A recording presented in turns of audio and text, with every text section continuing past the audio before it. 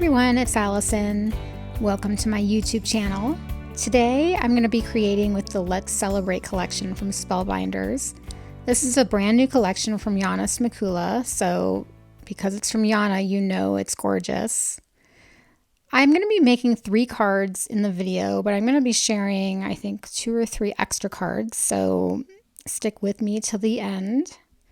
And we're going to jump right into the first card.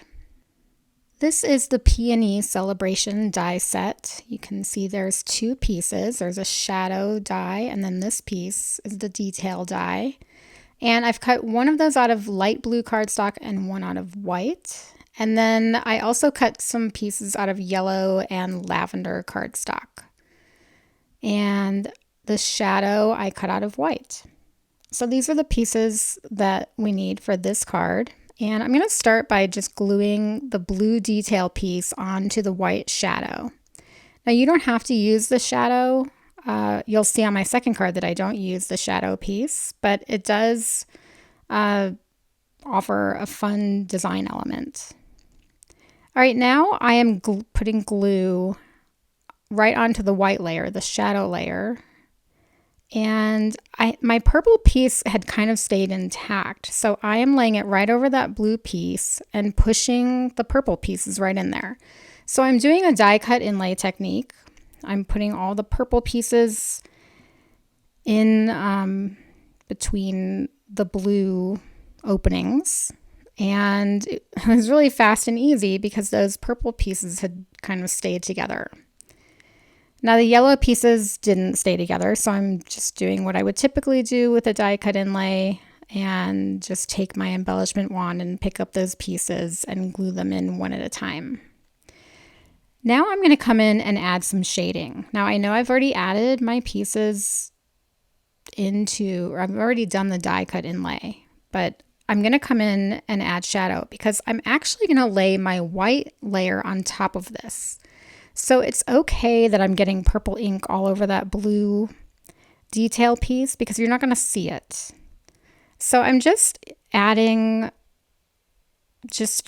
really easy shading with my purple ink, and here I'm coming in with some yellow ink. And I'm using my small waffle flower shader plus brushes, which makes it so easy to add shading in small areas.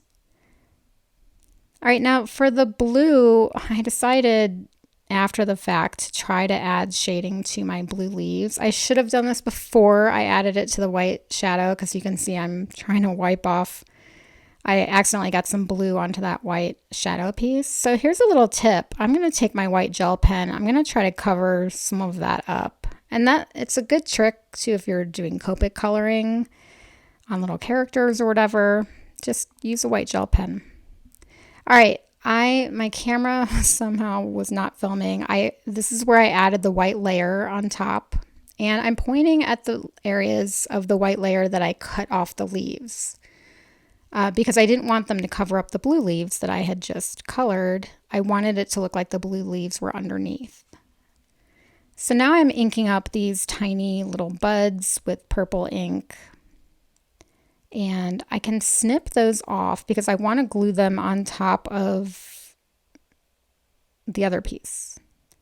So it's really easy just to snip these off.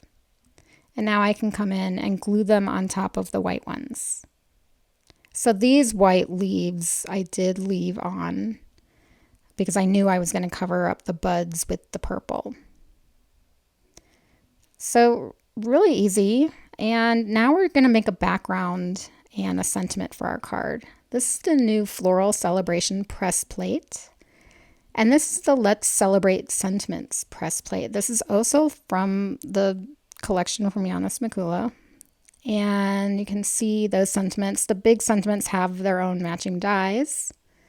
And all right, I don't have the better press machine, but I do have a hot glimmer foil machine, and I love foiling with butter press plates. They foil beautifully. I'll show you. I foiled 3 of the main sentiments from this set, and they foil beautifully. And I love foiling background press plates. So I use black opaque and satin gold foil for these. And I'll use these backgrounds for cards that I'm going to show you towards the end of this video. Aren't they pretty? All right, this is a solid hot foil plate. This one happens to be from PinkFresh Studio, but Spellbinders has some. And look what I did with the remnants of the foil. Now, all you have to do is lay the solid foil plate on the machine, on the hot foil machine, and lay your negative piece of foil right on top. You face down on that solid foil plate, and then lay a piece of paper on top of that and run it through the die cutting machine, and you end up with these beautiful backgrounds. So it's a great way to not waste that negative piece of foil. All right, now I am going to foil another background for this first card, and you can see I used white opaque foil on light blue cardstock, and that is the background for my card. And I used the happy anniversary sentiment that I just showed you before, and I added some white pearl embellishments, and this card is done. And I think it's a sweet anniversary card. It's going to be for my parents, actually. Their anniversary is coming up.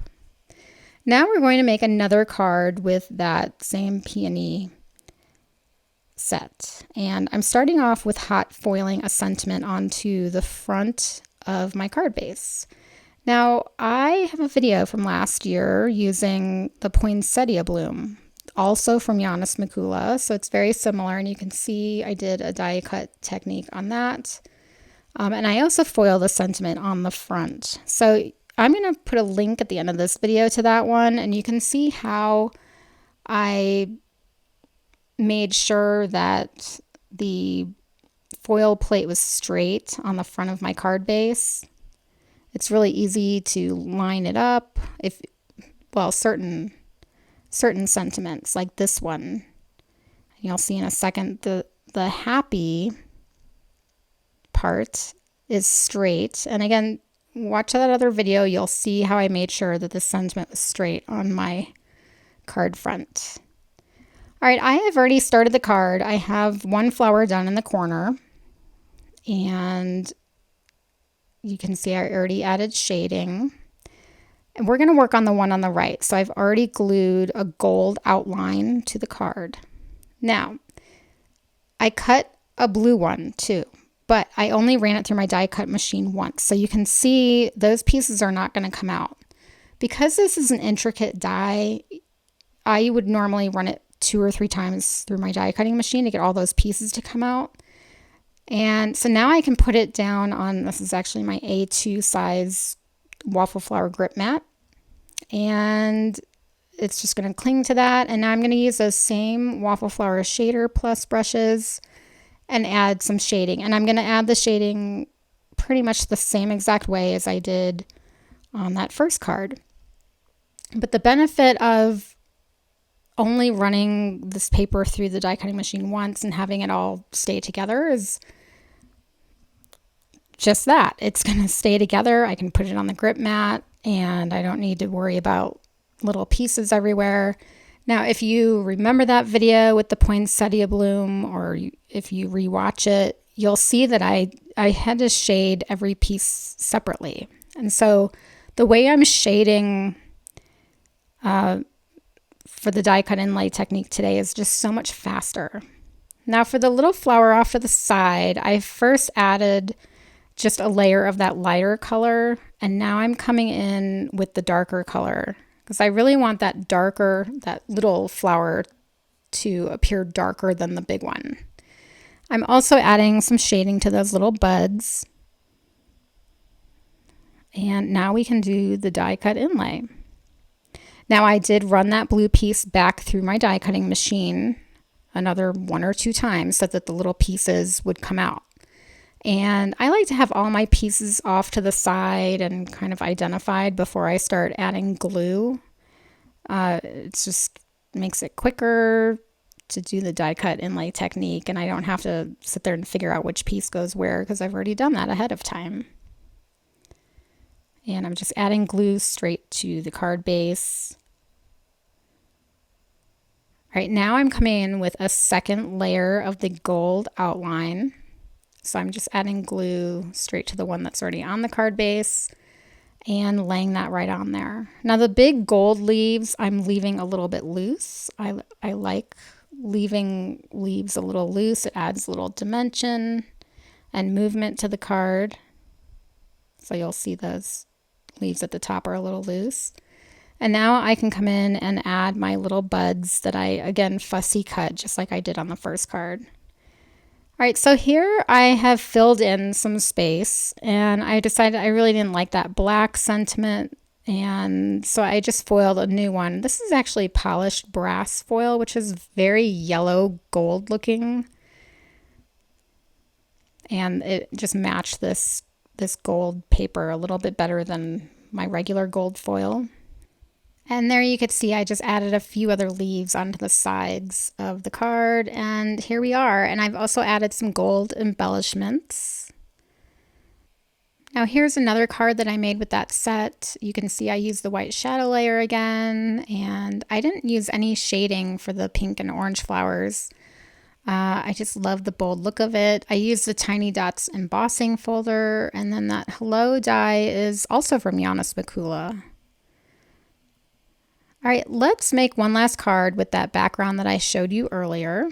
And we're going to be doing some ink blending. So these are the Rainbow Splash blending brushes. These are new from Simon Says Stamp. The one I just picked up, the green one, is the original Simon small blending brushes. And I wanted to order these new ones to see what the difference was. And quite frankly, I don't really see any difference. The white ones work just as great. But I needed a new set for my regular dye inks, the colored ones I've been using for my oxide inks. All right, I have my grip mat out, and I'm going to lay my background right onto it. Now this is the Floral Celebration stencil set. It's a set of 6 stencils, and it actually comes in a bundle with the press plate. So I don't think you can order it separately. You can order the press plate separately. I'm also pulling out my smaller grip mat to hold my ink pad. That's just something I really love about these grip mats. I'm always finding ways to use them. So I'm not going to show you all of the ink blending. It's really easy. The fact that there are 6 different stencils in this set means that pretty much every element on... Oh, I'm going to stop talking. This is a little registration mark. It tells you the number of the stencil, and it has like an outline. But quite frankly, because each of these elements on this card is a separate color, it doesn't matter what order you go in. And it's super easy to just line up with the actual images. So I didn't even use those registration marks. And I'm actually using 5 colors on this. You could use six separate colors. And by the way, I'm going to have all the colors I've used today listed on my blog. I know I haven't been mentioning them, but they're all PinkFresh Studio Inks. And some of these are new inks to me, like this one is new for me today. This color, I think it's Ocean Breeze. I'm going to be using this for stencils number 4 and number 6. And the reason I'm doing that is because for stencil 5, I want to use the darker blue color. And so I'm going to jump from stencil 4 to stencil 6 so that I can keep working with this lighter color. Then I can move to my darker color with that same blending brush, and I don't have to worry about cleaning it, going from a darker color to a lighter color. So going from a lighter color to a darker color in the same color family, I don't clean my brushes. So here's that darker color. And I really love this color combo. And again, I'm not showing you all the stenciling. It's just super easy stenciling. And again, I'm just using one color for each stencil, and I'm not doing any shading. I'm not doing anything fancy, because look at that. How fun is that background? And I just made a simple card. I used, again, that Happy Birthday Wishes press plate, and I foiled it with black foil onto some purple cardstock. And here's another one. I used the Happy Mother's Day. Now, the Happy Mother's Day I showed you at the beginning, it was foiled on white cardstock. And I added just an oval shaped piece of vellum behind it just to make the sentiment stand out from the background. So that's just a little trick. Sometimes if you have a busy background or if you just need a tiny bit of separation between a sentiment or a focal point and a background, use vellum. All right, that is it for me today. I hope you enjoyed this video. I hope you enjoyed seeing some of these new products. I'm always excited when a new collection comes out from Yana because they're always so beautiful. If you like this video, give me a thumbs up and don't forget to subscribe and hit that notification bell. Thanks a lot. I'll see you next time. Bye-bye.